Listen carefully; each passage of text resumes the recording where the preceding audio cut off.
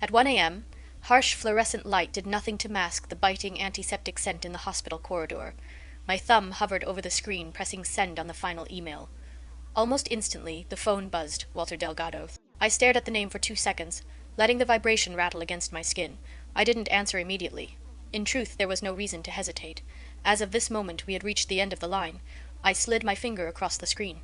"Where are you?" His voice was low, raspy, likely from too much alcohol. "Handling some personal matters," I replied, my tone even. Silence stretched on the other end. He hadn't expected the frost in my voice.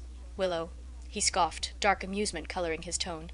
"Is this really necessary? You announce you are leaving, then vanish without a word." I didn't respond. I turned my gaze to the window at the end of the hall, watching the city skyline blur into streaks of neon against pitch black sky. "Is this a game?" he continued, voice hardening. "Did you disappear on purpose, trying to make me panic?" A dry, humorless laugh bubbled in my chest, so in his eyes every move I made was still centered around him. "Walter," I cut him off, "you give yourself too much credit. Then come back." His tone softened, shifting from accusation to command. "Come back. We need to talk face to face." "There is nothing to discuss." "Is this about him, that man?" My breath hitched for a fraction of a second. "Just a fraction. That is none of your concern."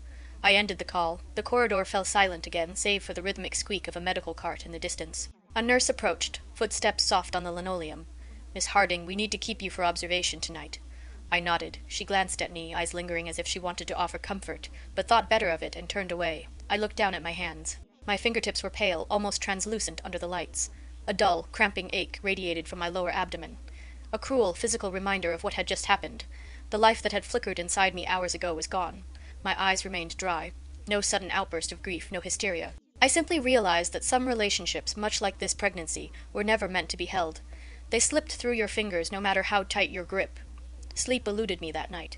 It wasn't the pain that kept me awake, it was the silence, a terrifying calm that forced me to look back at the last decade. When exactly, I wondered, staring at the ceiling, did I become so accustomed to bearing the weight alone? During the 2 grueling years when Walter was building the company from nothing, I had lived in the office with him. I was the one brewing coffee at 5 a.m., ensuring he ate at 2 a.m., handling operations, so he could handle the vision. Back then, I never felt slighted. I believed we were partners, climbing the mountain together.